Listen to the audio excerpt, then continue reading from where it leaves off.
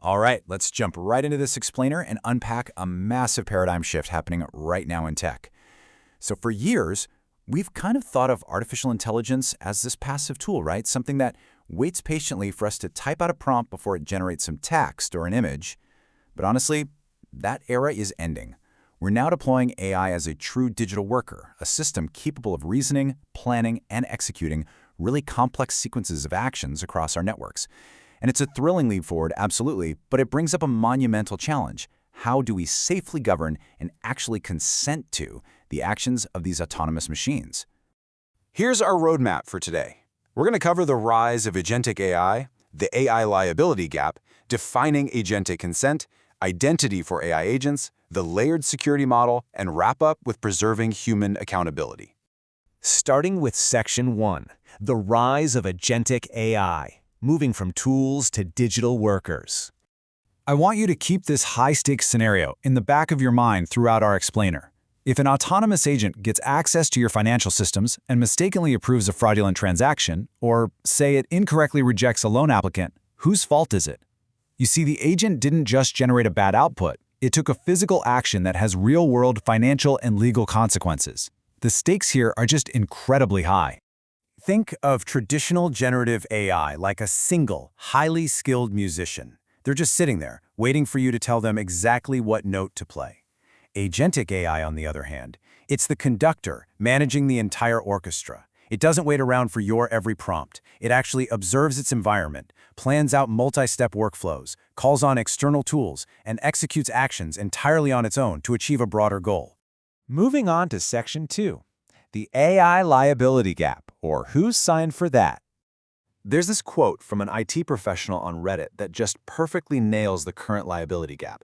They said, "Look what the agent can do," suddenly turns into, "Okay, but who signed for that?" And that's exactly it. The capability story is super exciting and it's moving so fast. But accountability? That gets incredibly blurry the moment an agent starts acting continuously across real workflows, updating records, and sending out communications. When legal and compliance teams eventually come knocking, organizations are going to struggle to prove which human actually authorized the specific actions that agent took. So, why is this gap so dangerous? Well, the distance between your initial human instruction and the final output grows wider with every single autonomous step the agent takes. These agentic systems can act like a black box, making it exceptionally difficult to trace back exactly why a specific decision was made. Plus, if they're granted overprivileged access to your systems, a single error isn't just an isolated mistake anymore. No, it amplifies at machine speed across multiple connected workflows way before a human supervisor even notices something's gone wrong. Section 3, defining agentic consent as a living contract.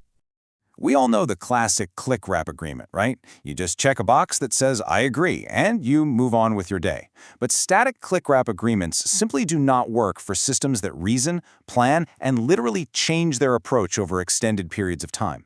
We need dynamic, verifiable consent. Agentic consent is a living contract that evaluates context in real time, making sure the agent is still acting strictly within the boundaries of the original human intent. To actually build out this safe framework and enforce this living contract, we use something called an agent authorization envelope. Think of this envelope as a cryptographically verifiable license that allows the agent to act. It's broken down into 3 parts. First, the mandate, which locks in the specific goal. Second, the constraints, which set hard boundaries, like a spending limit or restricted data access. And third, validity, which ensures the permission naturally expires after a set time or under certain conditions. This effectively limits the blast radius if anything goes sideways. Section 4, Identity for AI Agents, Establishing Digital Trust. If you take away just one technical rule from today's explainer, please make it this: delegate, don't impersonate. This is absolutely the golden rule of agentic identity. AI agents should never, ever borrow human credentials or log in as a human user. Doing that completely shatters your audit trails. Instead, they must use explicit, authenticated delegation. That means they are issued their own unique identity and scoped temporary tokens that clearly state they are acting securely on behalf of a human.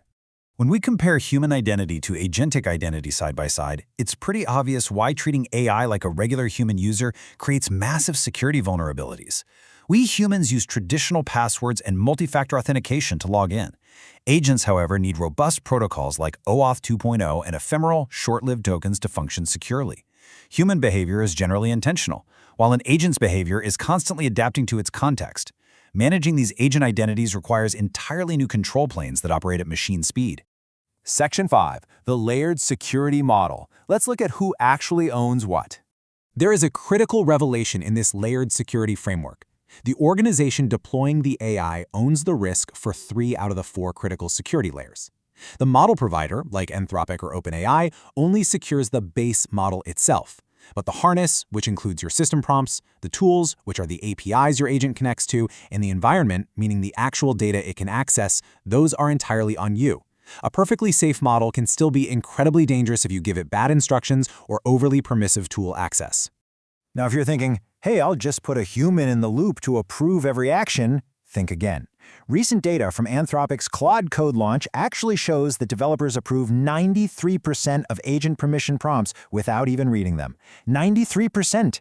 This proves that consent fatigue is very real. Asking humans for per-action approval completely breaks down at production scale. People simply stop being supervisors and just start hitting approve to get the job done faster. Finally, Section 6, preserving human accountability, the ultimate mandate. Autonomy isn't a simple on-off switch. It's a spectrum. Leaders have to deliberately design exactly where their systems operate. You can have an agent in tool mode where it merely suggests actions, moving up to conditional execution where it acts within strict limits, all the way up to full self-orchestration. The whole point here is that ambiguity about where your agent sits on this spectrum isn't innovation, it's negligence. You have to calibrate autonomy really carefully based on the stakes of the workflow. I want to leave you with this really powerful thought from the Delphi group. Accountability is the one thing that cannot be automated. The machine can act, it can reason, and it can execute, but leadership and legal liability cannot be outsourced to code. When an agentic system inevitably makes an error, the question won't be, what did the machine do? It's going to be, what did the human leader design, permit, and fail to prevent?